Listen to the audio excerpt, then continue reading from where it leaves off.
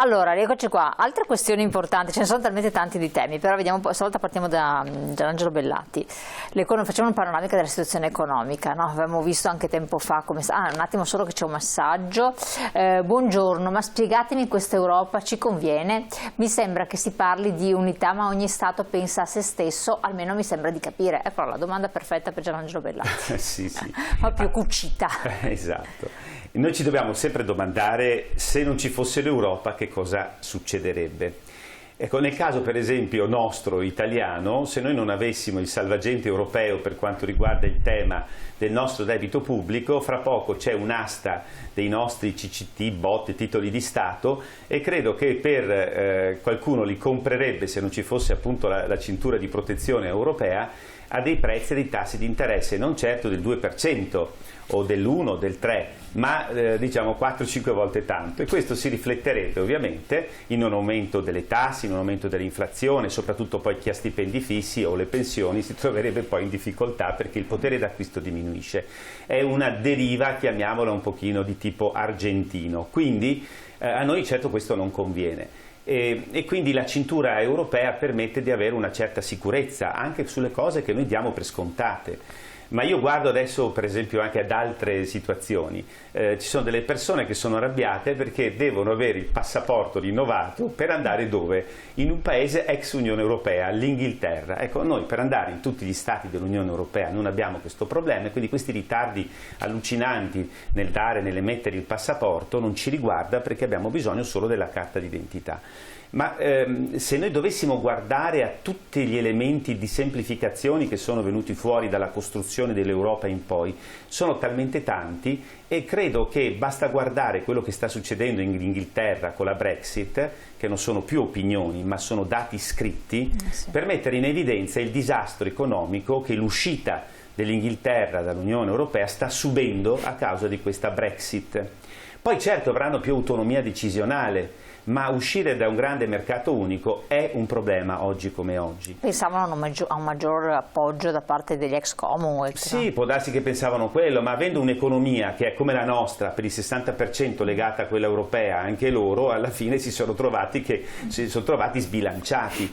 Certo che però, dicevo poco fa, no? Non dobbiamo sempre prendere le decisioni dell'Europa in maniera così acritica, bisogna valutare. Oggi per esempio l'Europa si sta sempre di più intromettendo in alcuni settori che non andrebbe bene intromettersi, in alcuni ambiti dove ci dovrebbe essere più autonomia a livello locale, e questo riguarda il fatto che tutti i grandi imperi hanno sempre avuto a livello federale poche competenze, ma lo stesso impero, chiamiamolo statunitense, a livello federale hanno poche competenze. La maggior parte delle competenze viene lasciato a livello locale, territoriale, dei singoli stati che compongono questo sistema federale. Ecco, uno dei difetti oggi è quello che l'Unione Europea sta cominciando ad andare troppo nel dettaglio in vari settori, dove invece bisognerebbe lasciare più spazio di autonomia, non dico ai singoli stati, ma addirittura alle singole regioni. Questo tema introduce la differenza fra un'Europa di stati e un'Europa di regioni,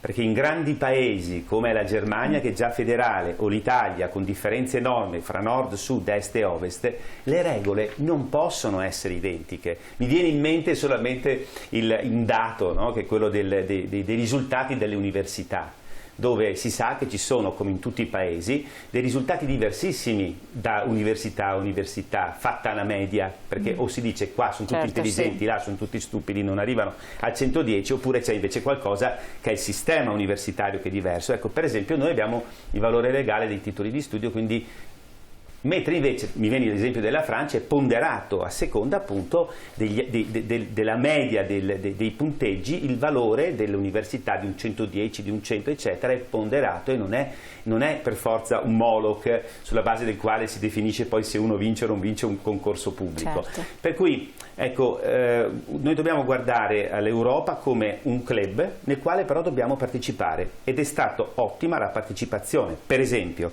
che è stata fatta di recente, perché è stato bloccato, almeno per il momento, questo regolamento, neanche una direttiva, un regolamento, e quindi direttamente subito applicabile negli Stati membri come una legge interna dello Stato, per quanto riguarda i motori termici. Ecco, la voluto e questo è il fuori tema che si può approfondire. Esatto, allora Approfondiamolo. Passiamo la parola a Renato Mason, così dopo torniamo sull'altro tema.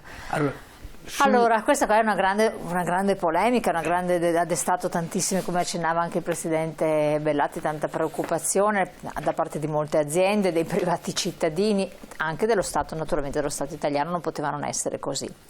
Come la vedete voi? Quella sulla... Endotermico. Allora, dicevo prima fuori onda, la Comunità Europea ha rilasciato un rapporto 2022, seconda metà del 2022, quindi recentissimo, sulla quantità di CO2 prodotta nel mondo. Perché cito il CO2 e parto del CO2? Perché sul CO2, il CO2 è strettamente collegato alla Green Economy, al Green Deal e i motori per le persone che si muovono, per la movimentazione delle persone, sono tutti quanti coinvolti in questa produzione di CO2, in modo anche i riscaldamenti, a dire la verità. Ma fermiamoci alle auto citate adesso. Ecco, allora, il dato che viene fuori è che intanto, prima di tutto, l'aria non ha confini, non ha frontiere, l'aria passa dappertutto e quindi è globale, quindi interessante questo prima, pare talmente ovvia che non ci si pensa. Allora, se le regole devono essere messe, o valgono per tutti, oppure se uno inquina e l'altro confinante no, non ha nessun vantaggio quello che fa sacrifici per non inquinare, mentre l'altro continua a inquinare. Bene, allora, la Commissione Europea ha mandato fuori questo rapporto nella seconda metà del 2022 che dice che il 32,9%, 33%, un terzo del CO2 prodotto nel mondo viene prodotto dalla Cina. Il 12,6% dagli Stati Uniti, cioè Cina e Stati Uniti insieme fanno, non il 50 esatto, ma diciamo che fanno metà della produzione di CO2. E da dove vengono? L'Europa fa il 7,3% ed è in calo l'Europa rispetto ai precedenti, mentre la Cina è rimasta ferma.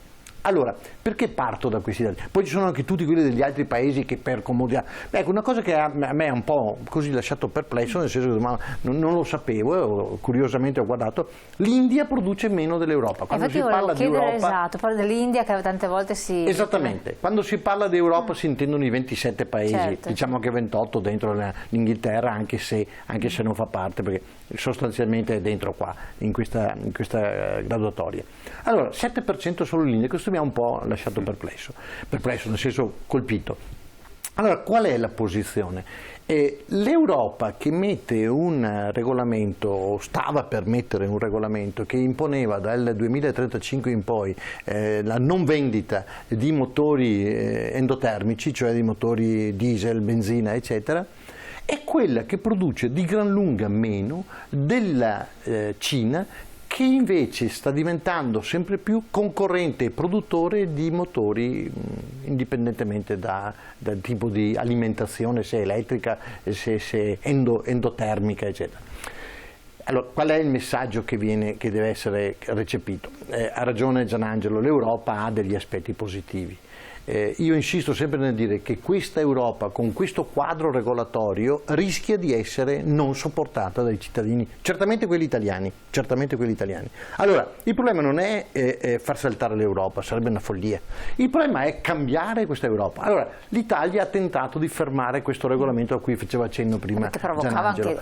Provocherebbe delle ripercussioni economiche, sembra, di grande portata. Lo intuiamo, anche se i dati ci sono. Disoccupazione. Ma a parte che già anche aziende collocate in Germania hanno visto dei livelli di disoccupazione rilevanti. Non c'è dubbio, oggi è più preoccupata di questo regolamento la Germania che noi. Noi siamo partiti a dire no, ma non no alla diminuzione di CO2 nell'atmosfera, solo un folle potrebbe avere questa posizione.